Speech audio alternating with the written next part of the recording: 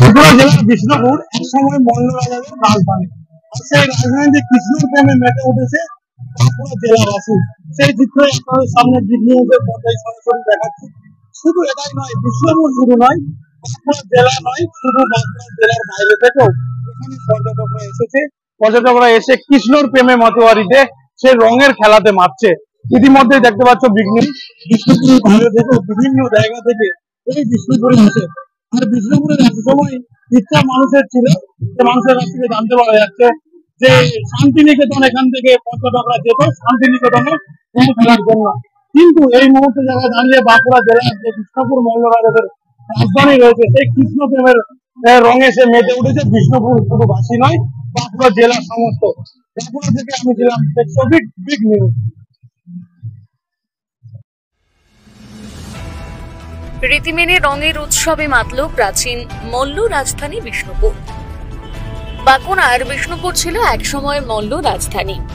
রাজ অনুগত্যে কৃষ্ণ প্রেমে মাতোয়ারা বিষ্ণুপুরকে একসময় বলা হতো গুপ্ত বৃন্দাবন। দোল আর রাসে মাতোয়ারা হয়ে উঠত রাজধানীর সমস্ত শ্রেণীর মানুষ। সময়ের সাথে সাথে হারিয়ে গেছে মল্ল রাজারা, হারিয়ে গেছে রাজত্ব, কিন্তু ধরন বদলে আজও বিষ্ণুপুরের বুকে টিকে রয়েছে রঙের উৎসব।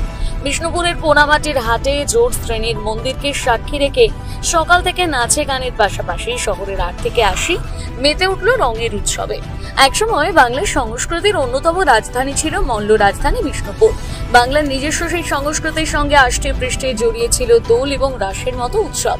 সময়ের সাথে সাথে তাতে কিছুটা বদল ঘটলেও দোল উৎসবের সঙ্গে বিষ্ণুপুরের মানুষের আত্মিক যোগ আজ অব্যাহত। এদিন সকালে বিষ্ণুপুরের এসটিও মোড় থেকে বিভিন্ন রঙে নিজেদের রাঙিয়ে নিয়ে নাচ গানের সঙ্গে বর্ণাঢ্য শোভাযাত্রা শুরু করে সাধারণ মানুষ। শহরের রাজপথ দিয়ে শোভাযাত্রায় হাজির হয় প্রাচীন জোর শ্রেণীর মন্দির প্রাঙ্গণের পোড়ামাটির হাটে। সেখানে ঐতিহ্যবাহী বিষ্ণুপুর ঘরানার ধ্রুপদ সঙ্গীতের সঙ্গে তাল মিলিয়ে রঙের উৎসবে মেতে ওঠেন শহরের আবাল বৃদ্ধ বনিতা। বাঁকুড়া বিষ্ণুপুর থেকে শেখ সফিকের রিপোর্ট।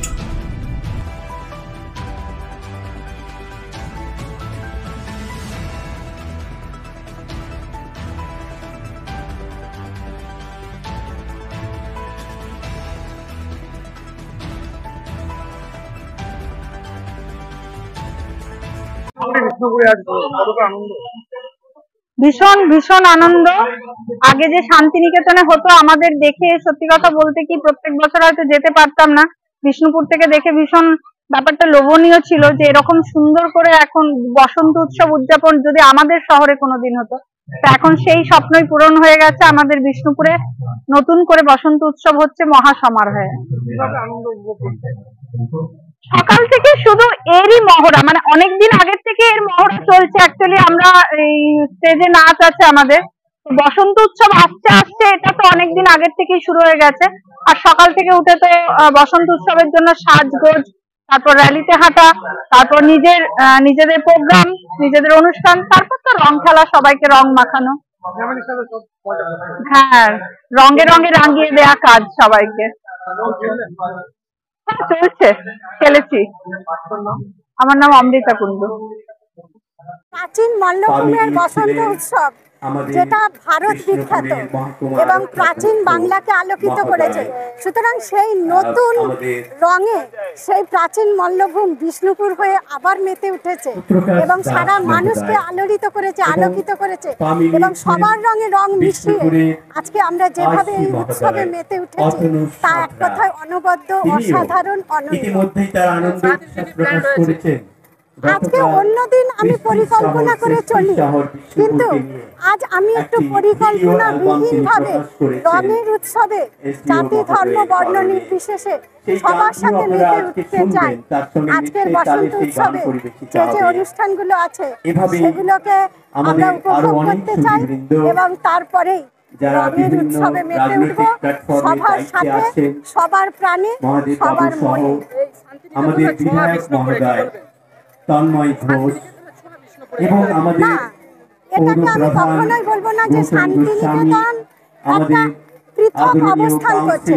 আর বিষ্ণুপুরের দোল তার মৌলিক সত্তা নিয়ে, তার প্রাচীন ঐতিহ্য নিয়ে সে নিজেকে নিজস্বতায় এবং অনন্যভাবে নিজেকে তুলে ধরছে। এর সঙ্গে শান্তিনিকেতনের দোল উৎসব বিষ্ণুপুরের অনেক পরে, এটা অনেক প্রাচীন উৎসব। এর সঙ্গে যেমন মানুষের একটা ঐতিহ্য আছে, সেই সঙ্গে একটা আধুনিকতার সংমিশ্রণ আছে। অসাধারণ, অনবদ্য, তুলনাহীন। এটা শুধু অনুভূতির বিষয়, ভাষার বিষয় নয়। আমার নাম সঞ্চিতা প্রামাণিক। বসন্তকে দেখেছেন, সাধনা করেছেন। আমাদের বসন্ত উৎসব আমরা যদুভট্ট মঞ্চ যেটা বিষ্ণুপুরে, ওখান থেকে হেঁটে আমরা বিষ্ণুপুরের পোড়ামাটির হাট পর্যন্ত এলাম। এখানে এসে খুব সুন্দর একটা আয়োজন করা হয়েছে, যে কারণে সারাদিন বিষ্ণুপুর বাসী সারাদিন এখানে আনন্দ করবে এবং প্রচুর রং মাখা খাওয়া দাওয়া, তার সাথে আমাদের বিষ্ণুপুর ঘরানার গান, বিষ্ণুপুরে যেসব নৃত্যশিল্পীরা আছে তাদের আজকে নৃত্যানুষ্ঠান আছে। আনন্দ, প্রচুর আনন্দ, এবং সেই সঙ্গে শান্তিনিকেতনের আনন্দটাও আমরা এখানে উপভোগ করছি সকলে। সারাদিনের যে প্রোগ্রাম, আজ যতক্ষণ এই প্রোগ্রাম চলবে, রং মাখা এবং এই রঙের আনন্দে নিজেকে মাতিয়ে তোলা আর নাচানাচি করা, যেটা নিজেকে বেশি আনন্দ দেয়। আর সারাদিন এই প্রোগ্রাম চলবে, খুবই ভালো লাগছে। সবচেয়ে বেশি ভালো লাগছে যে বিষ্ণুপুরে এত সুন্দর একটা পরিবেশ তৈরি হয়েছে। সকাল থেকে আমরা রঙের আনন্দে মেতে আছি। বিষ্ণুপুরের সোনালী মল্লিক। দেখুন, বসন্ত উৎসব বিষ্ণুপুর তার নিজ রূপে নিজ গুণে একটা অনন্য মাত্রা পেয়েছে। এবং আমরা যখন প্রথম 2022 সালে পোড়ামাটির হাটে বসন্ত উৎসব শুরু করেছিলাম, আমরা বলেছিলাম এক টুকরো শান্তিনিকেতনকে আমরা উপস্থাপন করেছি। কিন্তু ধীরে ধীরে এই 2 বছর 3 বছরের মধ্যে বসন্ত উৎসব বিষ্ণুপুরের একটা অনন্য জায়গায়, এবং বাইরে থেকে বহু পর্যটকরা আসছে। আপনারা খবর নিলে জানতে পারবেন যে এখানে সরকারি অতিথিশালা, বেসরকারি লজ, সমস্ত কিছু ফুল। এবং আমাদের স্থানীয় মানুষ, পুরো বাঁকুড়া জেলা শুধু নয়, পার্শ্ববর্তী জেলা থেকেও বহু মানুষ আসে বিষ্ণুপুরে বসন্ত উৎসব, এবং আমরা খুব খুশি। সকলে মিলে আসছে, আমরা তাদেরকে স্বাগত জানাতে পারছি, এবং সকলে মিলে সকলের পায়ের চিহ্নে সত্যিকারের একটা জাতি, ধর্ম, বর্ণ নির্বিশেষে একটা মিলন উৎসবে পরিণত হয়েছে। আমি সকলকে আজকে এই দোল পূর্ণিমা বা হোলির বাসন্তী উৎসবের আমি বাসন্তী শুভেচ্ছা, অভিনন্দন, নমস্কার, এবং বয়োজ্যেষ্ঠ যারা আছে তাদেরকে প্রণাম জানাচ্ছি। আসুন, এই রঙের উৎসব আপনাদের উৎসব, আপনারা সকলে মিলে উদযাপন করুন, কারণ এই সমস্ত কিছু আপনাদের জন্য অ্যারেঞ্জমেন্ট করা হয়েছে। এবং এই সমস্ত মেলা, এই সমস্ত উৎসব, আমাদের মাননীয় মুখ্যমন্ত্রী একটা কথাই বলেন যে ধর্ম যার যার, উৎসব সবার। তাই জাতি, ধর্ম, বর্ণ নির্বিশেষে একটা মিলন উৎসবে পরিণত হোক, এইটুকুই আমরা চাই। নমস্কার।